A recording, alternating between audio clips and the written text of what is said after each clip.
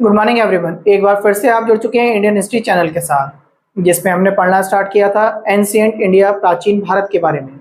और प्राचीन भारत की लड़ियों को स्टार्ट करते करते हमने आपको कल अशोक के बारे में बताया था, जिसमें हमने आपको बताया कि किस तरीके से अशोक ने अपने 14 अभिलेख लिखवाए होंगे और कहाँ से उन्हें अभिलेख लिखवाने की प्रेरणा मिली होगी। आज के वीडियो को आगे करते हुए सबसे पहले हम एक बार फिर से निगाह डालेंगे कि हमने क्या क्या सीख लिया और अब हमें आगे क्या सीखना होगा। सबसे पहले अगर बात करें तो हमने जब प्राचीन भारत आपको स्टार्ट कराया तो प्राचीन भारत में हमने सबसे पहले आपको सिंधु घाटी सभ्यता के बारे में पढ़ाया कि कैसे कैसे ये सभ्यता का कब निर्माण देखने को मिला होगा, भारत में ये किस तरीके से पनपी होगी, भारत के साथ साथ किस किस देश में होगी, कितने राज्यों में रही होगी, इनका आर्थिक जीवन, धार्मिक जीवन किस प्रकार रहा होगा, किस प्रकार ये पूजा पाठ किया करते होंगे, क्या क्या हमें अवशेष मिले, ये सारी बातें हमने सिंधु घाटी सभ्यता में पढ़ी। उसके बाद अगर आगे की बात करें, उसके बाद हमने पढ़ा आर्यों का आगमन, किस तरीके से भारत में आर्य आए होंगे, भारत में आर्यों के आने की क्या दिशा रही होगी, आर्यों का आगमन कहाँ से माना जाता है। जैसे जैसे भारत में इनका आना, आर्यों का आना स्टार्ट हुआ होगा, वैसे वैसे इस सभ्यता का अंत हमें देखने को मिलता है। उसके साथ साथ आर्यों के आगमन के बाद हमने आर्यों को देखा कि आर्यों ने वैदिक काल की रचना की, जिसे हमने दो भागों में पढ़ा। वैदिक काल में हमने एक आपको वैदिक काल पढ़ाया और उसके साथ में उत्तर वैदिक काल बताया। दोनों के बारे में अलग अलग चर्चा करी, कैसे कैसे उत्तर वैदिक काल की रचना होना स्टार्ट हुई होगी, कैसे कैसे महिलाओं के प्रति सम्मान गिरना स्टार्ट हुआ होगा और पुरुष वर्ग को जो है हमने ज्यादा वरीयता देना स्टार्ट करी होगी, किस प्रकार हमारी जातियां बनना स्टार्ट हुई होंगी, ये सारी बातें हमने पिछले लेक्चर में सीखा। इसके बाद जब हमने वैदिक काल को कंप्लीट कर लिया तो हमने वेदों के बारे में पढ़ा उत्तर वैदिक काल में कि कितने प्रकार के वेद हुआ करते थे, कितने कितने वेदों में क्या क्या चीजें पाई गई हैं, उन सभी की बातें हमने कर ली थी। वेदों के बाद उपनिषद पढ़े, उपनिषद के बाद वेदांत वगैरह पढ़ते हुए हमने इस चैप्टर को भी क्लोज कर दिया था। बाद में जब हम आगे बढ़े तो हमने आपको सबसे पहले महाजनपदों के बारे में पढ़ाया। महाजनपद पढ़ने के बाद आपने सबसे पहले हमने मगध महाजनपद के बारे में चर्चा करी और मगध महाजनपद की उस व्यक्ति से चर्चा करी जिसने मगध महाजनपद को बहुत ही उपयोगी बना दिया होगा और अन्य महाजनपदों से डिफरेंट बनाया होगा, जिसमें हमने सबसे पहले चर्चा करी चंद्रगुप्त बिंबिसार की। सबसे पहले हमने चर्चा करी बिंबिसार की। बिंबिसार के बाद हमने देखा कैसे कैसे बिंबिसार के वंश का नाम हर्यक वंश रहा होगा और हर्यक वंश से ये किस तरीके से पितृहंता वंश के रूप में ये नाम से जाना जाता होगा। पितृहंता का मतलब हमने सबसे पहले अजातशत्रु के बारे में पढ़ा। अजातशत्रु को पढ़ते हुए हमने आगे बढ़े, अजातशत्रु से हमने उदयन की ओर आए, उदयन से हमने आगे की ओर बढ़ते बढ़ते अब हमने अशोक की तरफ को बढ़ गए, जिसमें हमने देखा कि किस तरीके से हमारे महापद्म नंद का जो वंश चला होगा आपका नंद वंश, उसकी जो है समाप्ति चाणक्य के द्वारा की गई होगी और चाणक्य ने किस प्रकार चंद्रगुप्त मौर्य को एक सम्राट राजा बनाया। उसके साथ साथ चंद्रगुप्त मौर्य की संतान बिंदुसार को उसने एक कुशल राजा बनाया होगा और बिंदुसार के समय में ही इनका चाणक्य का अंत हो गया होगा। चाणक्य के बाद हमने चर्चा करी कि किस प्रकार, इस लेक्चर को हमने आगे बढ़ाते हुए ये देखा कि चाणक्य के अंत के बाद हमने देखा कि बिंदुसार ने अपने दोनों पुत्रों को किस तरीके से राजपाट पर गद्दी पर बैठाला होगा और कैसे कैसे सुसीम की हत्या करके अशोक आगे की ओर बढ़े होंगे और कौन अशोक का प्रधानमंत्री रहा होगा। ये सारी बातें हमने अभी तक के लेक्चर में सीख चुके। इसके बाद आज चर्चा करेंगे हम मौर्य काल का अंत करते हुए मौर्योत्तर काल के बारे में हम चर्चा करेंगे, जिसमें मौर्योत्तर काल में आपको सबसे पहले ये समझना है कि अशोक का जो अंतिम वंशज माना जाता है, आपसे ये पूछा जा सकता है कि अशोक का अंतिम वंशज कौन था या मौर्योत्तर काल का प्रारंभ कहाँ से माना जाता है, तो आप बताएंगे अशोक का अंतिम वंशज ब्रह्मदत्त था। ठीक, ब्रह्मदत्त के बारे में चर्चा करेंगे और इस कहानी को आगे बढ़ाएंगे। हमने अशोक के बारे में अब तक पढ़ लिया। हमने देखा अशोक का जो अंतिम वंशज है, अगर आपसे पूछा जाए इसका अंतिम वंशज, तो आप अंतिम वंशज में बता देंगे इसका अंतिम वंशज रहा है आपका ब्रह्मदत्त। अब ब्रह्मदत्त के बारे में चर्चा करेंगे। जैसे कि हमने आपसे कह रखा है कि अशोक जो है बौद्ध धर्म को मानता था, बौद्ध धर्म के लिए उसने कितने सारे काम करे। हमने कल के लेक्चर में देखा कि अशोक ने किस तरीके से 14 बड़े शिलालेख लिखवाए, उसके साथ साथ 13 छोटे शिलालेख लिखवाए, उसके साथ साथ 7 उन्होंने अपने स्तंभ भी बनवाए हैं। इस तरीके की हमने कल चर्चा की थी, कल के लेक्चर में ये सारी बातों की चर्चा की थी।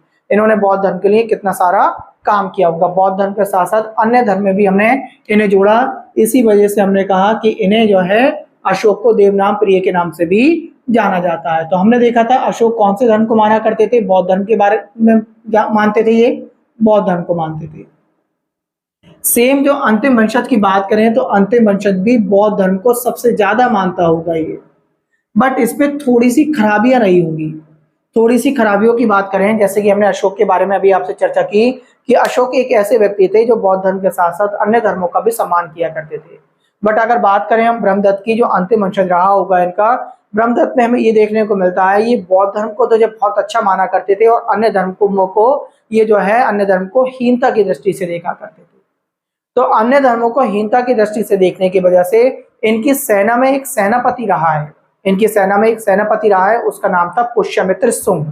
तो इसके बारे में पूछा जा सकता है, ब्रह्मदत्त की सेना में एक सेनापति था आपका, सेनापति, और वो कहाँ का था आपसे पूछा जा सकता है। उज्जैन की सेना का सेनापति था इनका, और जिसका नाम था क्या, पुष्यमित्र शुंग उसका नाम है।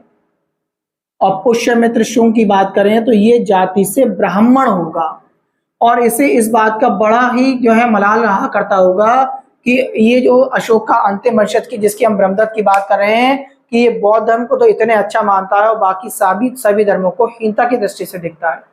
तो इसने करा क्या, इसने ब्राह्मण ने, जो मैंने आपको पुष्यमित्र शुंग की स्टोरी आज सुनाने जा रहा हूँ, इसने क्या करा, जो इनकी ब्रह्मदत्त की सेना रही होगी, जो ब्रह्मदत्त की सेना रही होगी, तो इसने सेना में ना क्या करा, 90% सेना को ही बदल दिया।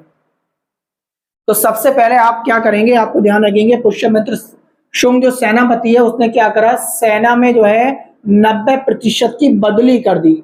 बदली करने का मतलब है जो बौद्ध धर्म के अनुयायी रहे होंगे, जो सैनिक रहे होंगे, क्योंकि अशोक की पीढ़ियां चलती चली आ रही हैं और अशोक बौद्ध धर्म को मानता था, तो इनके सैनिक भी रहे होंगे, तो बौद्ध धर्म को अधिकतर मानने वाले व्यक्ति रहे होंगे। तो इसने सबसे पहले क्या करा, 90% सेना की बदली कर दी, और 10% केवल वही सेना को छोड़ा जो इसके राजमहल वगैरह में रहा करते होंगे ब्रह्मदत्त के, उन्हें ही नहीं बदल पाए, बाकी सबकी इन्होंने बदली कर दी, और उनकी जगह पर जो है ब्राह्मण सेना को रख लिया, ब्राह्मण सैनिकों को रख लिया। और जब ब्राह्मण सैनिकों को रख लिया होगा, जब हमने देखा कि 10% सेना ही केवल बची है इसकी और 90% बदली जा चुकी है, तो एक दिन क्या होगा, ये पुष्यमित्र शुंग जो है मौका पाकर जो है इसकी ब्रह्मदत्त की हत्या कर देंगे, ब्रह्मदत्त की हत्या कर देंगे। तो आप ध्यान रखेंगे, ब्रह्मदत्त की हत्या के बारे में सर ने बताया कि ब्रह्मदत्त की हत्या किसने करी है, तो ब्रह्मदत्त की हत्या बता देंगे आप,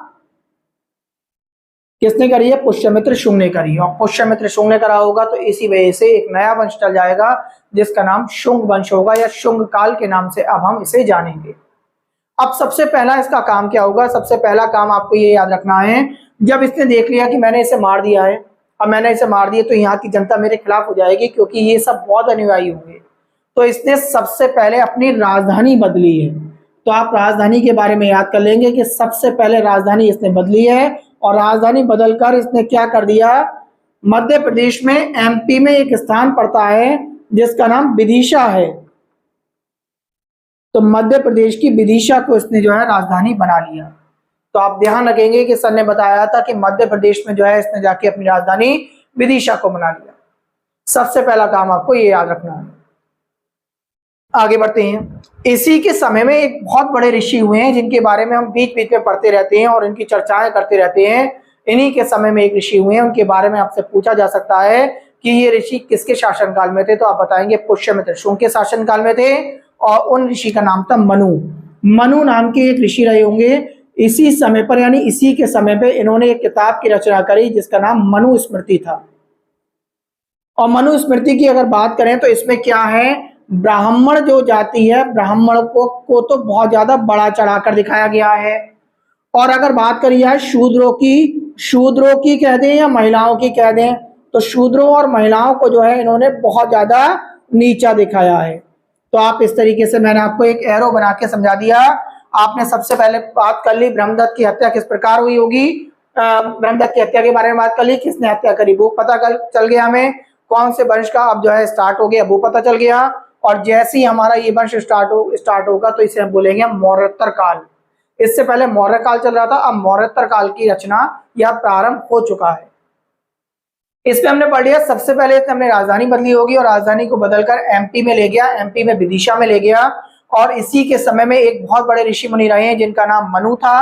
उन्होंने मनुस्मृति नाम की किताब लिखी है और उस किताब में ब्राह्मणों को या जनरल को जो है बहुत ज्यादा अपर दिखाया और उसके साथ में शूद्रों को और महिलाओं का स्तर बहुत ज्यादा नीचा दिखाया। इन्हें बहुत ज्यादा सम्मान की दृष्टि से नहीं रखा इन्होंने अपनी पुस्तक में, जिस वजह से हम लोग बीच बीच में देखते हैं, हम लोगों का कहना होता है, हम लोग मतलब बहुत सारे लोग ये कहते हैं कि मनुस्मृति को जला देनी चाहिए, फाड़ देनी चाहिए।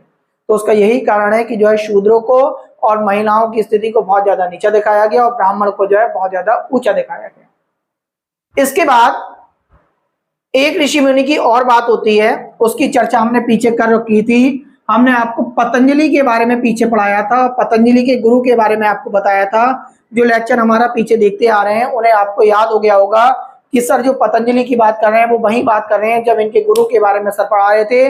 और इनके गुरु का नाम हमने आपको बता दिया था, कौन थे? पाणिनि। कौन थे इनके गुरु? पाणिनि थे। वही पाणिनि जिन्होंने संस्कृत व्याकरण पर किताब लिखी है और संस्कृत व्याकरण की किताब जो लिखी है अब उसकी भी आज चर्चा करेंगे। तो पतंजलि थे। पतंजलि के बारे में हमने चर्चा क्यों करी है? वो इसलिए चर्चा की है, इन्होंने 2 तरीके के यज्ञ करे हैं। किसके समय में? पुष्यमित्र शुंग के समय में। पुष्यमित्र शुंग ने 2 यज्ञ करवाए हैं और उस यज्ञ को करवाने के लिए जब कोई एक ब्राह्मण की बात आई होगी तो कौन से ब्राह्मण ने करा है? पतंजलि ने 2 यज्ञ करे हैं। आपसे ये क्वेश्चन पूछा जा सकता है। आपसे अगर ये क्वेश्चन पूछे तो आप तुरंत बता देंगे पतंजलि ने 2 यज्ञ करे हैं। 2 यज्ञों के बारे में चर्चा होगी और यज्ञ कौन कौन से हैं? पहला यज्ञ बात बताएं अगर हम तो राजसूय यज्ञ हमने पीछे पढ़ाया था आपको वैदिक काल में। और उसके बाद अगर दूसरे यज्ञ की बात करें तो दूसरा यज्ञ बता देंगे आप अश्वमेध यज्ञ।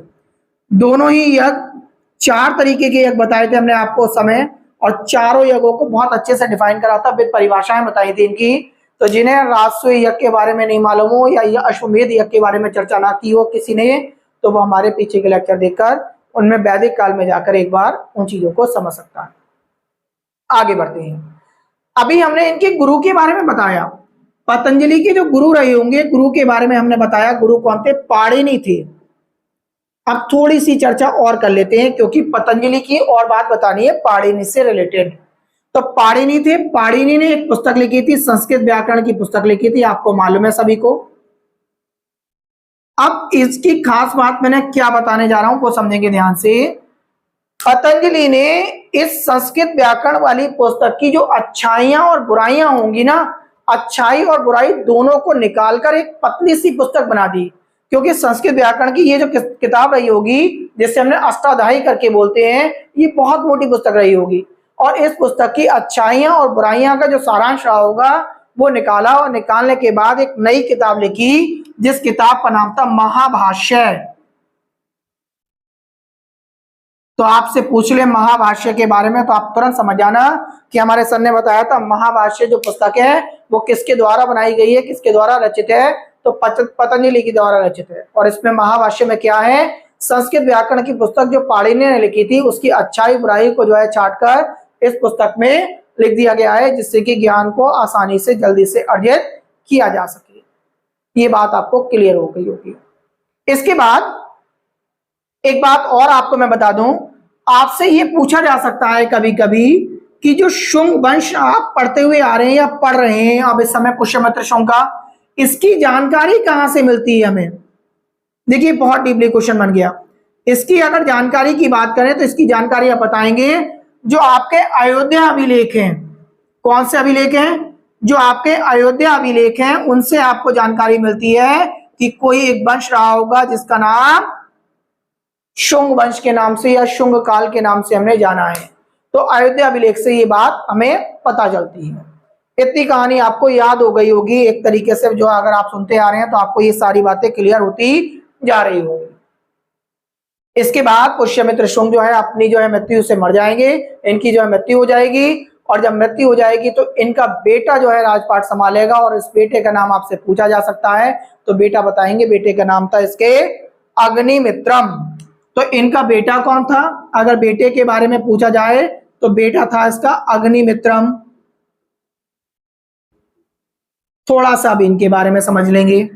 अग्निमित्रम, देखिए अग्निमित्रम के ऊपर एक किताब लिखी जाएगी, अभी नहीं लिखी जाएगी, ये लिखी जाएगी गुप्त काल में जाकर।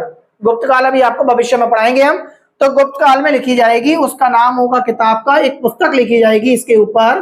तो पुस्तक का नाम आपने शायद पढ़ा हो या नहीं पढ़ा हो, उसके बारे में चर्चा करते हैं। उस पुस्तक का नाम था मालविकाग्निमित्रम। तो मालविका अग्निमित्रम एक किताब लिखी जाएगी और इस किताब के बारे में अगर चर्चा करें तो आप तुरंत बता देंगे कि सर ने बताया था मालविका अग्निमित्रम जो लिखी गई है ये गुप्त काल में किताब लिखी गई है, और लिखने वाले जो व्यक्ति हैं उनका नाम आपने पढ़ रखा होगा, उनका नाम था कालिदास। किसने लिखा था ये किताब, किसने लिखी है किताब, ये कालिदास ने लिखी। और कब लिखेंगे, गुप्त काल में। इसकी चर्चा बट हमने अभी कर ली है। और मालविका की अगर बात करें, मालविका नाम का मतलब समझे अगर, तो मालविका इनकी पत्नी का नाम था। किनकी पत्नी का, अग्निमित्रम का। अग्निमित्रम की जो पत्नी रही होंगी उनका नाम था मालविका। तब इसकी जो किताब लिखी गई उसका नाम हो गया मालविका अग्निमित्रम। किसके द्वारा लिखी गई है, तो आप बता देंगे कालिदास ने लिखी है गुप्त काल में। इतनी बात आपको क्लियर हो गई होगी, इसके बारे में केवल हमें यही पढ़ना था। अब इसका बेटा बनेगा राजा। अब इसके बेटे के बारे में चर्चा करेंगे। तो इसके बेटे का नाम था बसुमित्रम। क्या नाम था, बसुमित्रम। तो सबसे पहले पुष्यमित्र आया, उसके बाद अग्निमित्रम आया, और उसके बाद उसका बेटा आया। क्या नाम था उसका, बसुमित्रम। इसके बारे में क्या खास बात हो जाती है वो भी बात कर लेते हैं। चलिए, बसुमित्रम, बसुमित्रम भी सेम अपने दादा की तरह, दादा के बारे में हमने आपको बता दिया क्या नाम था, पुष्यमित्र शुंग। ये भी एक कट्टर ब्राह्मण रहा है, इसलिए पुष्यमित्र पर और बसुमित्रम पर दोनों दादा पोते पर एक किताब लिखी जाएगी, उसका नाम होगा गार्गी संहिता। तो आप ध्यान रखेंगे कि सर ने क्या बताया था, बसुमित्रम भी एक कट्टर ब्राह्मण रहा होगा, और कट्टर ब्राह्मण की वजह से बसुमित्रम और पुष्यमित्रम, पुष्यमित्र यानी आप ऐसा क्या समझ लेंगे कि दादा पोते की बात कर रहे हैं। एक तरफ तो पोता हो गया प्लस दादा हो गया, इन दोनों पर एक किताब लिखी गई है। इस पुस्तक का नाम आपसे पूछ ले तो इस पुस्तक का नाम बताएंगे आप, गार्गी संहिता। और ये पुस्तक क्यों इंपोर्टेंट हो जाती है, इस पुस्तक के अनुसार ही हम पढ़ते हैं कि भारत पर यूनानी आक्रमण हुए थे। भारत पर यूनानी आक्रमण, इस किताब को पढ़ने से ही हमें पता चलता है कि भारत पर यूनानी आक्रमण भी हुए थे। तो देखिए ये बात आपको, कितनी सारी बातें आपको क्लियर हो गई। इस तरीके से इस वंश में 10 राजा होंगे आपके। 10 राजाओं में से 3 राजाओं के बारे में हमने पढ़ लिया। पहले राजा पढ़ लिए पुष्यमित्र शुंग, उनकी पूरी कहानी पढ़ ली, उन्होंने कैसे कैसे अशोक के अंतिम वंशज को मारा होगा। अंतिम वंशज जो था वो क्या था, बौद्ध धर्म का बहुत बड़ा अनुयायी था, अन्य धर्मों को वो हीनता से देखा करता था। इस कारण जो पुष्यमित्र शुंग था उज्जैन की सेना में सेनापति रहा होगा ब्रह्मदत्त की, और उसने पहले सभी सेना को बदला, मतलब 90% सैनिकों को, ब्राह्मण सैनिकों को भर्ती किया, और मौका पाकर ब्रह्मदत्त की हत्या कर दी। इस तरीके से एक शुंग वंश का निर्माण होता है, इसके बारे में हमने बता दिया। पुष्यमित्र शुंग के समय में ही इसने सबसे पहले अपनी राजधानी बदली, और राजधानी बदलकर एमपी की विदिशा ले गया। इन्हीं के समय में एक बहुत बड़े ऋषि हुए जिनका नाम मनु था, जिन्होंने मनुस्मृति नाम की किताब लिखी। और मनुस्मृति किताब में हमने आपको बताया ब्राह्मणों को तो बहुत ऊंचा बताया है, और शूद्रों और महिलाओं को बहुत नीचा बोला गया है। इन्हीं के समय में एक और ब्राह्मण देखे गए जो पतंजलि थे। क्यों देखे गए, क्योंकि पुष्यमित्र शुंग ने जो है अपने समय में 2 यज्ञ करवाए। उन यज्ञ का नाम अगर आपसे पूछे तो आप बताएंगे राजसूय यज्ञ और अश्वमेध यज्ञ, और ये करने वाले कौन थे, पतंजलि थे। और पतंजलि के गुरु के बारे में हमने आपको पीछे के लेक्चर में बताया था। इनके गुरु का नाम पाणिनि था। इन्होंने अष्टाध्यायी पुस्तक लिखी थी, संस्कृत व्याकरण की पुस्तक थी, और इस पुस्तक की अच्छाई बुराइयों को एक बार फिर से पतंजलि ने लिखा, जिसका नाम महाभाष्य नाम से जानी जाती है। इसके बाद शुंग वंश की जानकारी की बात करी हमने कि शुंग वंश की जानकारी कहां से मिलती है, तो अयोध्या अभिलेख से इसकी जानकारी मिलती है। शुंग वंश में जो देखा हमने, पुष्यमित्र शुंग का जब अंत हुआ होगा तो उसका बेटा राजपाट पर संभालने बैठा, उसके बेटे का नाम था अग्निमित्रम, और अग्निमित्रम पर कालिदास किताब लिखेंगे गुप्त काल में, और कालिदास जो किताब लिखेंगे उसका नाम होगा मालविका अग्निमित्रम। और मालविका जो नाम होगा वो किसका नाम है, इनकी पत्नी का नाम मालविका है, जिसका मालविका और अग्निमित्रम करके, मालविका अग्निमित्रम करके एक किताब बनेगी आगे चलकर। इसके बाद जब अग्निमित्रम का भी अंत हो जाएगा तो उसका बेटा राजा बनेगा, जिसका नाम हमने आपको बता दिया बसुमित्रम। और बसुमित्रम के बारे में हमने बात करा, ये भी एक कट्टर ब्राह्मण रहा होगा अपने दादा की तरह, इसलिए दादा और पोते दोनों पर एक किताब लिखी गई, जिस किताब का नाम गार्गी संहिता, गार्गी संहिता था। और इस पुस्तक से ही हमें जो है भारत पर यूनानी आक्रमणों के बारे में चर्चा मिलती है। ये बात आपके एकदम तेजी से दोबारा से रिवाइज होकर याद हो गई। इस वंश में टोटल 10 राजा होंगे, जिसपे हमने 1, 2, 3 शुरू के तीनों पढ़ा दिए और अंत के 2 पढ़ा रहे हैं, जिससे कि 5 राजाओं के बारे में आपको इतिहास एकदम याद हो जाएगा। अगर 9वें राजा की हम बात करें तो 9वें राजा का नाम था भागभद्र, और ये क्यों इंपोर्टेंट हो जाता है उसकी चर्चा अब हम करेंगे। तो 9वां राजा अगर 9वें राजा की बात की जाए तो 9वें राजा में आप बताएंगे इसका नाम था भागभद्र। ये इंपोर्टेंट इसलिए हो जाता है, इसके समय में एक विदेशी भारत आया था, एक विदेशी भारत आया था और उसने विदेशी ने जब इनके दरबार में पहुंचा होगा तो विदेशी इनसे बोला कि आपका जो इतना पीढ़ियां चलती आ रही हैं, इतने वर्ष चलते आ रहे हैं, वो तो आप एक हिंदू ब्राह्मण धर्म को, हिंदू धर्म को बहुत बढ़ावा दे रहे हैं। मैं ये चाहता हूं कि यहाँ पर जो है भगवान विष्णु की जो है, ये भगवान विष्णु का जो है यहाँ पर एक स्तंभ बनवा दूं, मैं भगवान विष्णु की एक मूर्ति बनवा दूं आपकी राजधानी विदिशा में। ये कहते हैं, बोले कोई बात नहीं, विदेशी आया हमारे धर्म का कितना बड़ा प्रचार करना चाह रहा है, और इस व्यक्ति का नाम, अगर विदेशी व्यक्ति का नाम पूछे तो आप बताएंगे हेलियोडोरस। तो एक विदेशी आया है, विदेशी व्यक्ति का क्या नाम है, इन्हीं से जोड़ लेंगे विदेशी व्यक्ति, और विदेशी का नाम हमने बता दिया आपको हेलियोडोरस। और हेलियोडोरस ने की बात करें तो हेलियोडोरस ने क्या करा, यहाँ पर एक जो है भगवान विष्णु की मूर्ति के बारे में चर्चा करी उसने। तो भगवान विष्णु की मूर्ति तो नहीं बन पाई, भगवान विष्णु और भगवान श्री कृष्ण को जोड़ते हुए अगर बात करें तो गरुड़ स्तंभ बनवाया है इसने। क्या बनवाया है, गरुड़ स्तंभ बनवाया गया। तो आपसे ये पूछा जा सकता है कि गरुड़ स्तंभ किसने बनवाया, तो गरुड़ स्तंभ बता देंगे आप, किसने बनवाया गरुड़ स्तंभ, हेलियोडोरस ने बनवाया। ये एक विदेशी था, किसके समय में बना है, तो 9वें राजा जो रहे आपके शोंग वंश के, उनके समय में बना है, उनका नाम था भागभद्र। ये बात भी कहानी आपको बहुत अच्छे से याद हो गई। और इसका 10वें राजा की बात करें तो 10वें राजा का नाम था देवभूति, और देवभूति का भी अंत इसी प्रकार से होगा। अगर देवभूति की बात करें तो 10वां राजा है आपका, 10वें राजा की हमने बात करी, 10वां राजा, इसका नाम था देवभूति, और देवभूति की हत्या करने वाला इसका सेनापति था, और इसकी जो हत्या की है वो की है किसने, वासुदेव ने। आपसे पूछ रहे 10वां राजा जो था इसकी हत्या किसने की, तो आप तुरंत बता देंगे ये हत्या करने वाला कौन था, वासुदेव था। और जब वासुदेव ने इसकी हत्या कर दी होगी तो एक नया वंश चला होगा जिसका नाम था कण्व वंश। देखिए एक वंश पूरा खत्म कर दिया हमने बातों बातों में, और मेरा दावा है अगर आपने मेरा वीडियो पूरा देखा है तो आपको याद हो गया होगा, ये सारी कहानी आपको याद हो गई होगी। ये आप कमेंट सेक्शन में लिख सकते हैं कि आपको सुनने के बाद याद हुआ या नहीं हुआ। इसके बाद कण्व वंश की चर्चा करेंगे। कण्व वंश में इतिहास में ज्यादा देखने को नहीं मिलता है, क्योंकि इन लोगों ने कोई खास इतिहास में, जैसा हमने इन्हें याद करते हुए हमने पढ़ा, ऐसा कण्व वंश में हमें कुछ ऐसा खास देखने को नहीं मिलता है। अगर बात की जाए तो कण्व वंश में 4 राजा हुए हैं, उन 4 राजाओं के बारे में अगर बात की जाए तो आप बताएंगे नंबर फर्स्ट वासुदेव। तो कण्व वंश में 4 राजा हुए हैं। नंबर फर्स्ट में अगर बात करें वासुदेव हो गए, जिसने इन्हें मारा है, अभी अभी बताया वासुदेव के बारे में। नंबर 2 में बात करें तो सुशर्मन हो गए, सुशर्मन करके आएंगे आपके तो बता देंगे सुशर्मन, नंबर 2 सुशर्मन। नंबर 3 पे अगर बात करें तो भूमिदेव करके बोलते हैं इन्हें, भूमिदेव हो गए आपके। तो 3 आपको मैंने बताया, वासुदेव, सुशर्मन, भूमिदेव। और चौथे अगर आपसे चर्चा की जाए तो चौथे में आप बता देंगे नारायण। इस तरीके से कण्व वंश आपका रहा होगा, और कण्व वंश के बारे में भी ये चर्चा हमारी यहीं पर खत्म करेंगे। इसके बारे में इसके बाद जो हम कल चर्चा करेंगे वो वंश होगा हमारा सातवाहन वंश, और सातवाहन वंश एक बहुत बड़ा डिटेल में बताने जाएंगे आपको हम। उसके बारे में अगर आपको कल वीडियो देखेंगे तो आपको लगेगा कि यही वंश ऐसा था जिसने जो है एक इतिहास को एक नई दिशा दी होगी, जिस प्रकार अशोक ने एक नई दिशा दी है। हमारा वीडियो अगर आपको पसंद आ रहा है तो लाइक करें। आज के वीडियो में केवल इतना ही बताएंगे, कल आपको सातवाहन वंश की तरफ को लेकर चलेंगे। इसके आप जो है स्क्रीनशॉट लेकर जो है नोट्स बना सकते हैं। धन्यवाद।